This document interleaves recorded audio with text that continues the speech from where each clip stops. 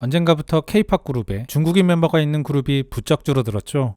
이에 대해 격화된 반중 감정 등을 이야기하는 분들도 계시지만 그것만으론 충분히 설명되지 않는 부분이 있습니다. 현재 성실하게 계약 이행을 하고 있고 좋은 평가를 받으며 활동하는 중국인 K-팝 아이돌 멤버도 있습니다. 또한 국가와 개인, 정치와 엔터테인먼트를 별개로 생각하려는 경향은 비단 우리나라뿐 아니라 세계 공통의 정서이기도 합니다. 그렇다면 왜 최근 중국인 멤버들이 사라지는 것일까요? 오늘은 이에 대한 중국 내부의 분석글로 오늘의 헤드라인에 올라온 기사를 가져와 봤습니다. 그 제목은 신세대 한국그룹에서 중국인이 사라지는 이유는 무엇 때문인가? 중국 언론의 기사임에도 약간씩 거슬리는 표현은 있어도 전체적으로는 공감이 가는 내용들이었는데요. 다만 여기서 저는 한 가지가 빠져 있다고 봅니다. 이에 대해선 부가적으로 마무리 부분에서 짧게 짚도록 하겠습니다.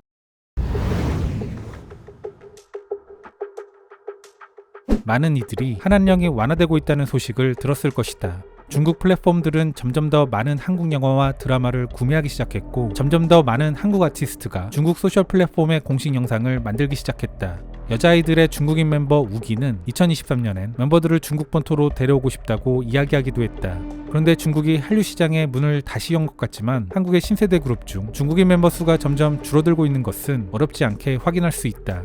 반면 태국인 멤버는 늘어나고 있으며 또한 아이돌 그룹에 처음으로 베트남인 멤버도 합류했다. 사실 중국인 멤버를 그룹에 배치하는 가장 중요한 목적은 중국 시장을 개척하는 것이다. 중국인의 구매력은 세계 1위라고 할 수 있기 때문이다. 예를 들어 SM은 중국 시장 점유율이 높기 때문에 중국인을 그룹에 추가하는 경향이 더 크다. 과거 슈퍼주니어 M뿐만 아니라 엑소의 경우 데뷔 때부터 두 개의 그룹으로 나뉘어 K와 M이 각각 한국과 중국에서 활동을 하기도 했다. 엑소는 데뷔한 지 얼마 되지 않아 전성기를 맞이했었다. 한한령 이후에도 마찬가지여서 SM은 중국 시장을 포기하지 않았고 특별히 NCT의 서브 유닛인 웨이비를 중국에서 활동하도록 준비했다. 다만 아쉽게도 웨이비의 인기는 당시 엑소M의 인기엔 미치지 못했다. 현재 유명한 신세대 K-팝 그룹 내 중국인 멤버는 에스파의 닝닝, 여자아이들의 유기와 슈화, 케플러의 샤오팅, 에버글로우의 일원이 유일하다. 이전에 비해 신인 그룹에 중국인이 점점 줄어들고 있으며 특히 22년 한 해 동안은 한국 유명 기획사에 데뷔하는 중국인은 한 명도 없었다. 한국 연예기획사가 일본과 태국 연습생을 선호하는 이유는 무엇일까? 그리고 왜 중국 시장을 개척하기 위해 더 이상 중국인 멤버를 활용하지 않는 것일까?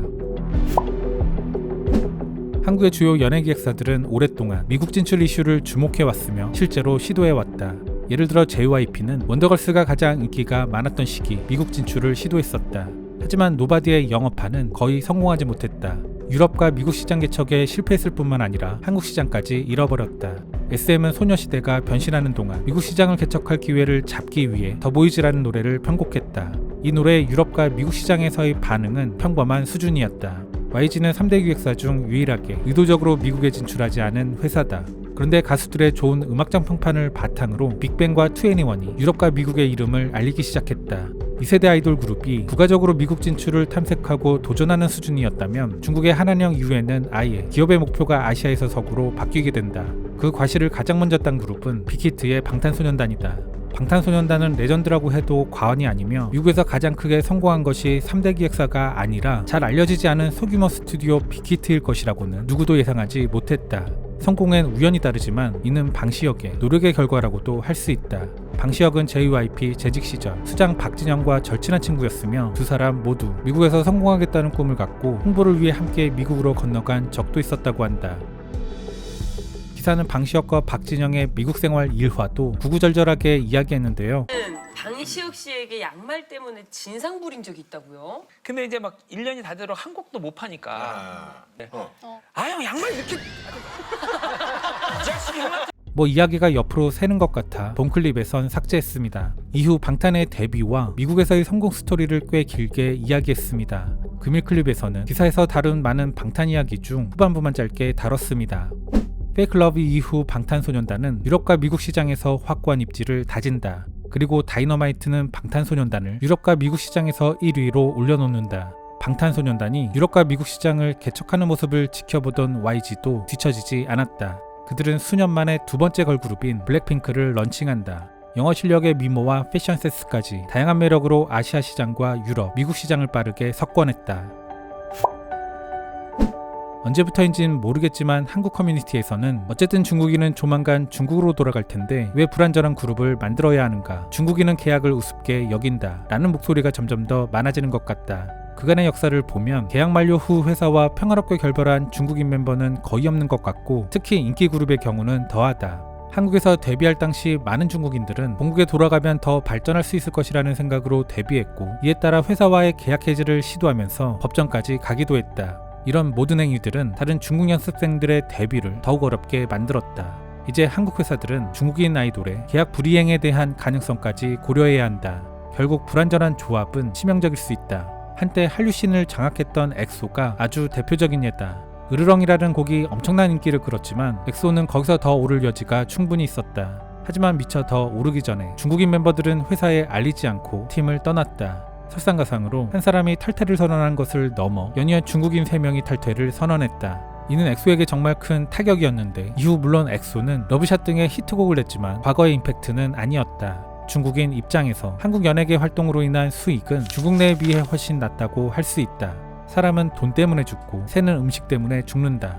사람들은 모두 이익을 추구한다. 돈을 벌기 위해 계약을 파기하고 귀국하는 멤버들의 마음을 이해하는 것은 불가능하진 않다.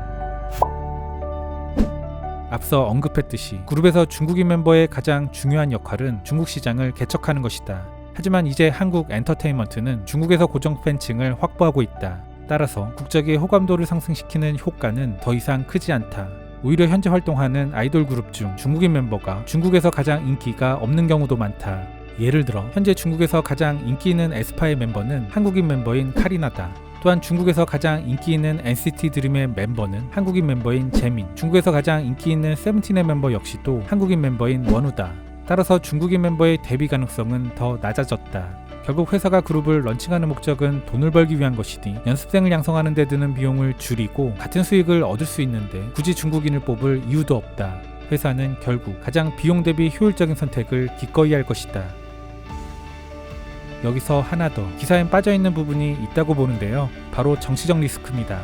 과거 중국의 구단선 사태 때 중국인 멤버들의 중국 정부 옹호 활동들이 보여주듯 중국인 멤버들엔 이러한 정치적 리스크가 있습니다.